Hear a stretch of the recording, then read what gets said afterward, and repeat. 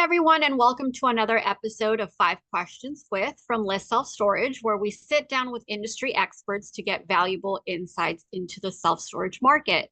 Today, I'm joined by John Bilton with Janus International, a global leader in self storage solutions, offering everything from doors and hallway systems to automation, installation, and facility restoration services. John, thank you for joining me today. Before we dive into our questions, can you tell us a bit about yourself and what sets Janus apart in the industry? Yes, I appreciate that, Melanie. Thank you very much. As a kind introduction for us in Janus. A little bit about me. I've been with Janus International Group for about 7 years now, and I came at the same time that Janus decided to enter into the technology space with self-storage, particularly at the roll-up door. That particular venture 7 years ago was brand new to self-storage. It changed the way self-storage owner-operators lock and unlock, overlock and remove overlocks and various things like that, and moved it into an electronic world. At that particular time, um, the industry was moving quickly to onboarding tenants via the internet, and that was accelerated, of course, in 2021, 22 with our nationwide pandemic with COVID. But we started a little bit before that and were able to take advantage of some of those changes in, I think, thinking and feelings in our industry, moving away from the padlock. So Janus has been producing both hardware and software for about 7, 8 years now. And we've got a nice runway of installs out there in North America and around the world, to be quite frank. And it's been a fun place to be, and it's a fun part of the industry. And Janus is very committed to the storage space. We're the vendor for this space, and we don't compete, we don't own and operate. We want to make sure that we service and take care of everybody that we touch and interact with. Great. Appreciate that introduction, John. Now, let's dive into today's five questions and hear your thoughts on what's driving innovation and security and where you see it heading. So, our first question for you today, there's been a lot of talk lately about crime at self-storage facilities, and are break-ins actually on the rise across the country or in certain market types? And if so, can you tell us what do the latest trends show? It's a great question. I think the answer to is it on the rise around the country is yes. And the answer to the second part is it in certain specific areas in the country? The answer to that is also yes. Um, we had a push that came to us from some of the national players, and they started to query Janus about the number of break-ins that they were having. Now, obviously, they weren't advertising in the marketplace, hey, we've got a break-in problem. Uh, Not good PR for them. But they came to us and said, is there something you could help us with? Because we're seeing a trend in the marketplace. And so we're fortunate to have Modern Storage Media engage in that process and produce a survey that went out to hundreds and hundreds of owner operators. And the data came back, it was fairly revealing. It stated, here's some of the things it stated: 85% of owners from the survey, as in the industry as a whole, are very concerned about theft and break-ins. But coupled with that, MSM determined and showed through the data that two things were happening in the marketplace. One was that the break-ins were more repeated, and they used the term, they were more organized. And so we had owner operators that were seeing repeated break-ins that were more organized. And we drilled down a little bit on that, on the more organized piece. And one of the things that we discovered was self-storage facilities were being targeted specifically for what was in specific units, and that the people targeting those were organized. And I'll just give you a little example. I saw a break-in in Oregon, and these people knew exactly what unit they wanted to get to. They got to that unit by renting a unit in the same building. They went through 6 other units, took the walls out, never touched anybody's stuff in those 6 units. They got to the unit they wanted, they cleaned it out. Now, That unit happened to be storing things that it wasn't supposed to store. It was full of firearms, and the FBI got involved. It was a crazy story, but that was an example of how these things got more organized. And so the study also broke it down to market types: urban, suburban, and rural.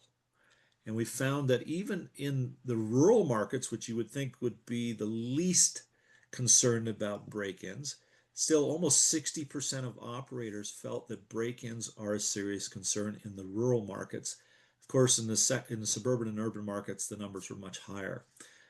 So we also, Janice tried to say, okay, what does that really mean? What does that look like? And you kind of asked about the nationwide, maybe specific stuff on that. We talked to some of the insurance providers because they've got good data, and we said, okay, what are you seeing in the market? Is there more claims? Is there more break-ins? Are you seeing these owner operators come to you and say, hey guys, we're having a much bigger problem? And the answer was yes. They're seeing an increase. They, for instance, Zercor Services, insurance services, they're a big provider in our space. They identified Colorado, Tennessee, Kentucky, Texas, and California as five of the, I don't know if you want to say the hottest states for break-ins, if that's a good thing or not. I don't know if you want to be known for that, but they had the biggest issues, and they even broke it down further to some submarkets like Indianapolis, Indiana, Tulsa, Oklahoma, places like that. Not to pick on Indianans or Oklahomans, but those cities had particularly, tough information coming out from the insurance providers saying we definitely have a problem. Interesting. Those are some very incredible metrics. Thanks for sharing. Oh, And no problem. um, so that gives us a really good sense for the challenges that operators are facing in all of these different markets. So now let's talk about the facilities themselves. Would you say self-storage facilities are seen as soft targets, and what are some practical steps operators can take to make their sites more secure?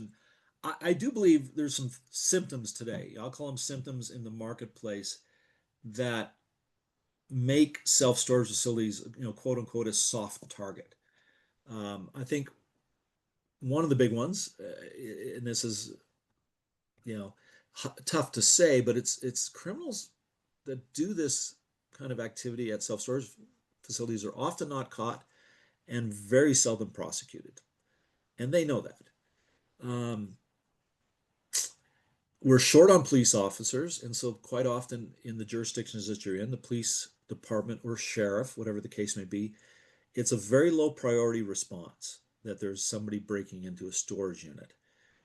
Um, I think the economy has made things tougher for people. Therefore, that's a place where, a pair of bolt cutters gets you into a unit.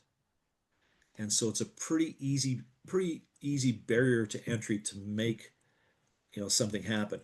I also think, not to pick on Storage Wars because it's kind of a fun show, but um, I think Storage Wars kind of created a perception that there's a little gold mine behind every door, and Right. there's something really valuable in there. And we know, those of us in the industry understand that's just not very often the case. And it's usually things that aren't highly valuable to somebody else. They're only highly valuable to the person that has stored them there. And so we're seeing those kinds of things being a vulnerability in our industry. I think there's some things that we can do to help stem that. I think there's some solutions. So let me kind of give you the other side of that because you asked about that specifically. I think number one, taking employee and tenant security seriously and just having the right attitude about it is helpful. I think employee training is really helpful. Um, and then I think there's things that can be done. You can partner with your tenants, you can partner with your competitors. I know competitors in certain markets that share lists of people that, I hate to say it this way, it's the do not rent to Right. person Yeah. X or Y because they've been a bad actor on my property, therefore they're likely to be a bad actor on your property. I think getting involved with local law enforcement is important. I know some sites that allow local law enforcement to come and do dog training on their properties, for an example. So the local police or SWAT team may come and place things around, a large drive-up facility, and then they bring their dogs in and they do training. That kind of presence at a site, people see that, it's gonna make them go, are those people here right now? Do they have dogs on A good property? deterrent. A good deterrent. And I think maintaining a facility makes a big difference. I've been on a property in the last about 90 days that I hate to say it, there were weeds that were probably 30 inches tall, and it looked rough, and therefore it looked unkept, and it didn't look cared for, therefore it looked vulnerable. I still think, we know this from real estate, that there's curb appeal on a home. I think the same thing applies to self-storage. If you've got good looking curb appeal, and I've talked to other people about this, where you drive by and everything looks clean and the gate looks secure and the fencing is secure and it doesn't look derelict, people are less likely to want to do something there. And so I think this kind of partnering with tenants, with your competitors, partnering with law enforcement, improving your physical look, and then adding visible digital security. I think signage is really important. You are on camera signs. We have digital technology at this property, something at the gate, something at the building level. So I think all of these things make a big difference to make a site look less vulnerable. I hate to say it this way, you want your site to look less vulnerable than somebody else's. And Right. and that makes a big difference. And so I think those kinds of things allow for less vulnerability at a property. And I hate to say it this way, you'd rather have them go down the street somewhere else, Right. or not do it at all. Yeah. Well, that leads us right into technology. Right. So let's talk about that. So one Yeah. solution we hear a lot about is smart locks. From your perspective, do smart locks actually make a difference when it comes to security at these sites? And what kind of evidence or results are there out there to confirm their effectiveness?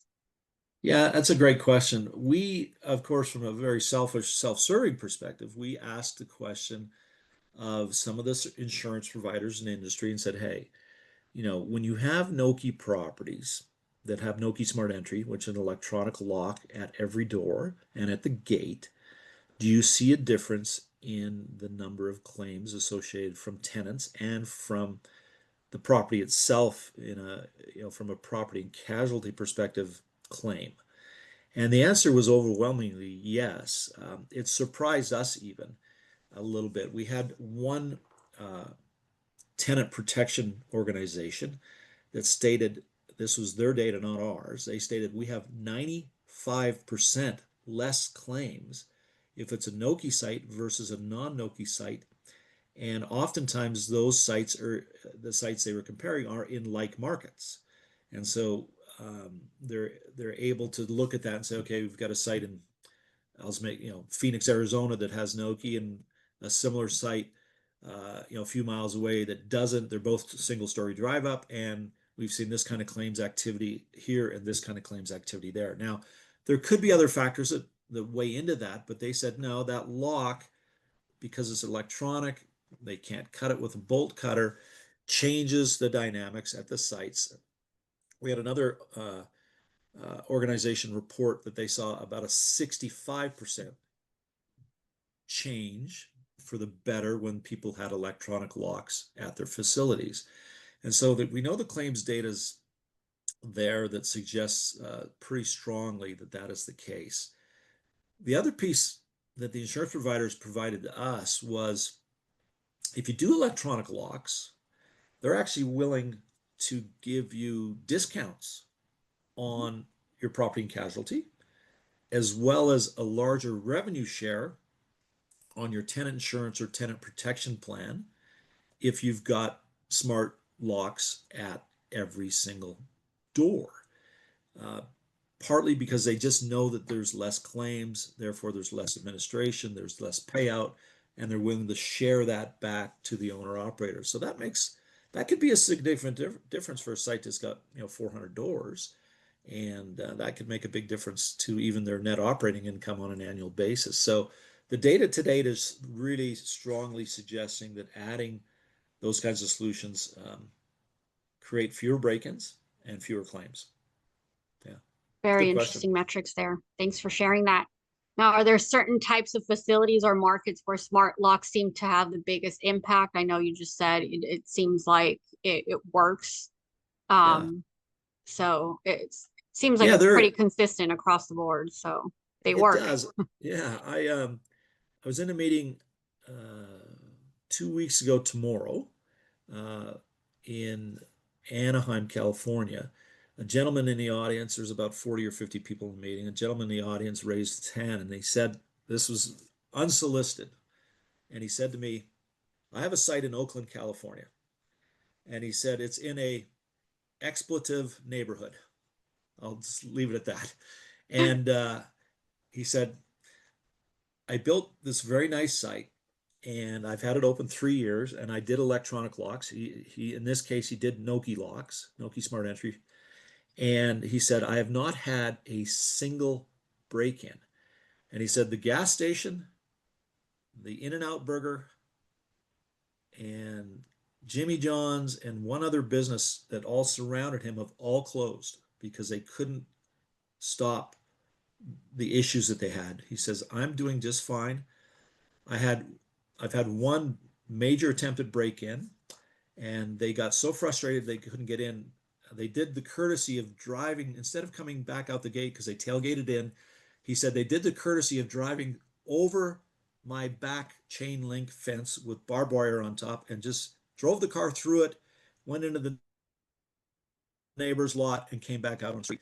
And so he wasn't terribly upset because he said, I didn't get broken into.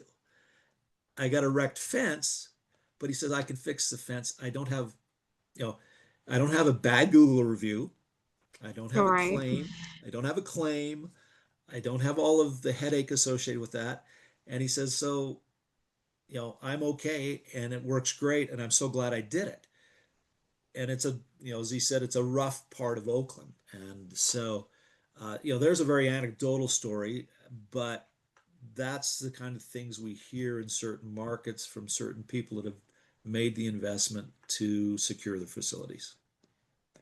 Oh, thanks for sharing that. So Yeah, now beyond the technology itself, let's talk about its impact on business. So do you believe security at the site is critical to renting units and keeping customers around? I do. I really do. We've had one of the national real estate investment trusts share some data with us concerning this very item at their at sites where they've had as MMSM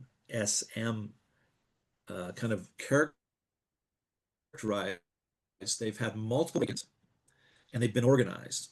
And at those sites, they said they've dropped over 20 full percentage points on occupancy because of the issues with break-ins.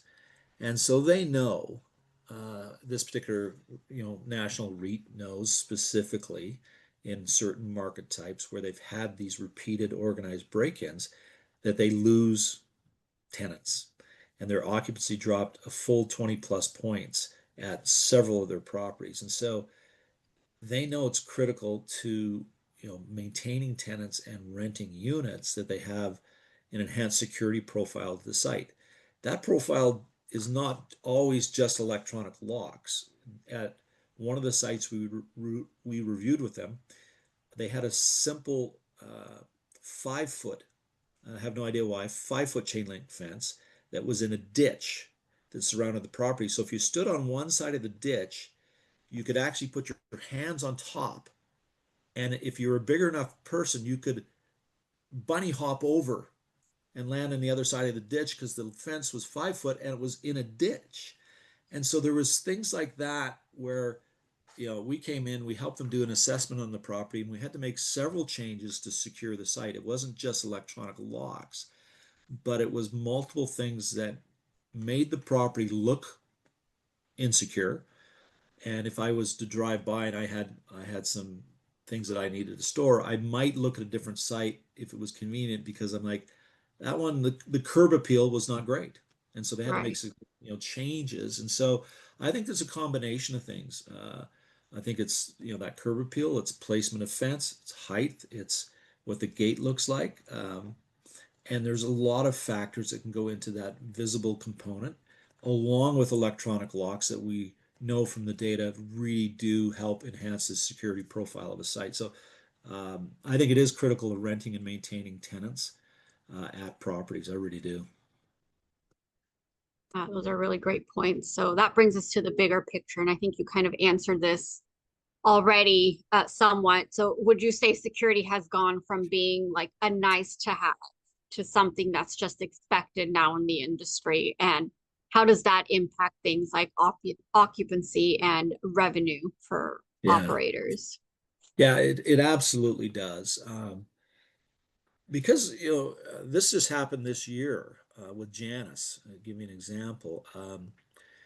Because of the feedback we were getting, and what the work MSM did, and the data that's come out, and the insurance guys providing data, Janus went back to our traditional roll-up door that we've been making for years, and we've enhanced it.